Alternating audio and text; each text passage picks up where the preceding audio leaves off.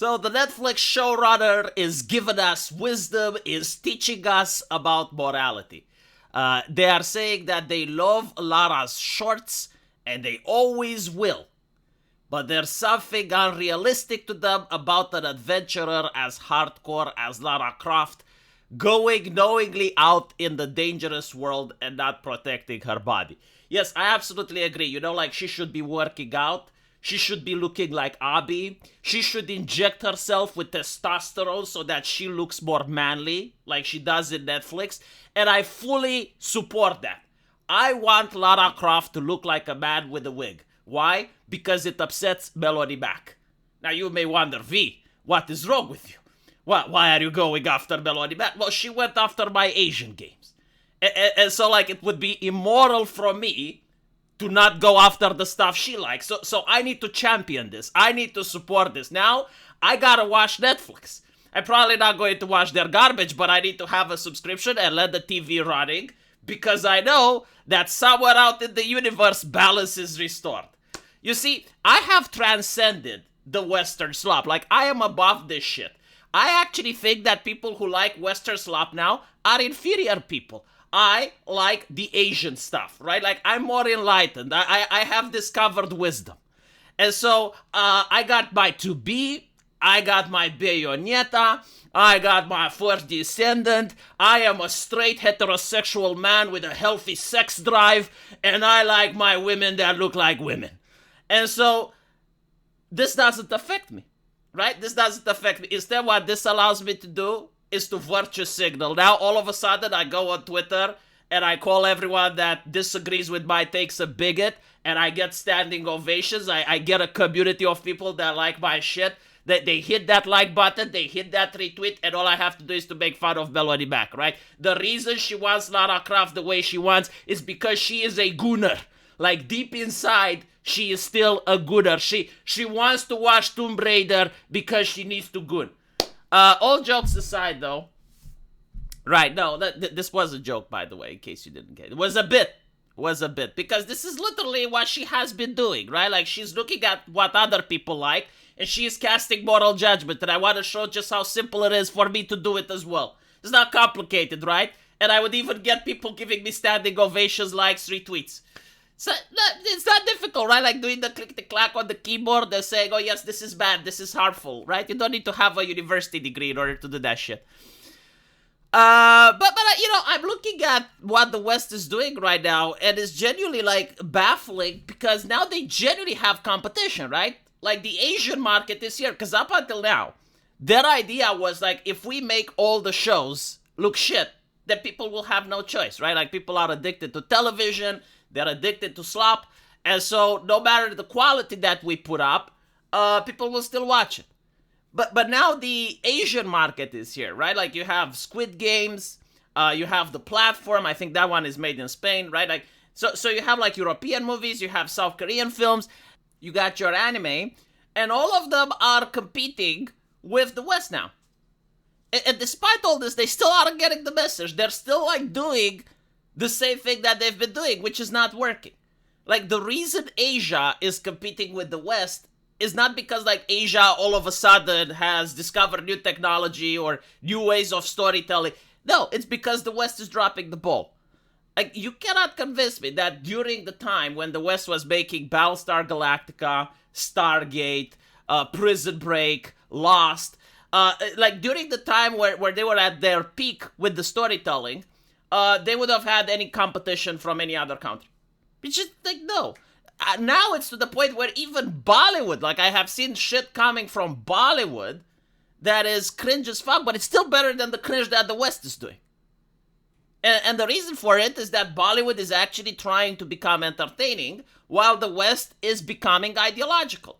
Like, what they are doing with this is basically telling you, right, like, they're agreeing with Melody Mac in the sense that you shouldn't have lewd depictions of women because it's wrong. Now, Melody Mac thinks it's sinful, they think it's problematic, but they both are concerned with what other people think, right? Like, what will the viewer get if we show them a girl with big tits? The Melody Mac is like, well, it's demonic, like, he's going to sin, he's going to get an erection, and that's sinful. While the left is like, well, he's going to get an erection and is going to partake into rape culture. It doesn't matter why they don't want it, but the reality is they're agreeing on some level, which is subjective, right? It's according to the viewer, that sexy female characters shouldn't exist in media. Now, of course, I know that Melody will say that Tomb Raider is an exception because everyone is a libertarian with their own vices. The stuff that they like just happens to be okay. The stuff that they don't like, which is, for instance, Asian gacha games that have still shorts and do the same thing, those are wrong. And it's all about getting the standing ovation from others, right? Now, the interesting take is the realism aspect, right? Like, would a woman like Lara Croft dress like this? If you bring the realism aspect, the whole Lara Croft story wouldn't work. Why would a rich woman go into a tomb herself when she can hire people to do it for her? Right? Like, Lara Croft is a rich business person. She could just hire a team of people. You know, like in every single Lara Croft game, there's like a villain that has a lot of money and he hires mercenaries and shit. Why is she doing that? It doesn't make sense, right? The only reason she is doing that is for gameplay purposes. So you don't bring realism. In fact, like, have they even asked the market if they want realism? Like, when did we take that survey when we decided, yeah, you know, like, we want realism in entertainment? No, we want entertainment in entertainment. Like, we want shit that looks cool. We want shit that looks dope. We want shit that looks over the top. We want escapism. That doesn't mean, like, some games can't have realism. But if the realism comes at the expense of the entertainment, then don't have it. And so, yeah, like the Netflix with Tomb Raider, I mean, Lara Croft is literally drawn like a man. If you put a beard on her, it actually looks better than the original model. And so this is why the producer has to actually come out and try to defend this, because he knows that if he was to actually make Lara Croft as a sexy female character with, you know, the way that she was portrayed to be, with big tits, D-sized breasts, right? Like perfect feminine shape, it would actually bring in more viewers. Because what happens is, like, someone sees the commercial, someone looks at that, and it's like, well, that's actually interesting. Are they doing that now? And then they tune in, and they stay for the story. This is what a lot of Asian games are doing, right? Like, they're using sex appeal in order to drag the attention. They're using the eye candy in order to drag the attention. People try to play the game first as a joke. It's like, oh, look how ridiculous these jiggle physics are. But once they play the game, they stay for the story, because the story is also amazing. The story doesn't cost you anything in order to make it, right? Like, special effects cost money, the actors cost money to hire. The story is free. Anyone can write anything, right? Like, as long as you have a creative mind, the story is free. And so that's pretty much the way they should do it. You have like a female character that's in an athletic top physique, like Lara Croft. You dress her sexily, right? Like, put a leather-tight skin suit on her as she goes scuba diving, right? Make sure that there's a camera that checks her ass and checks her tits and shit.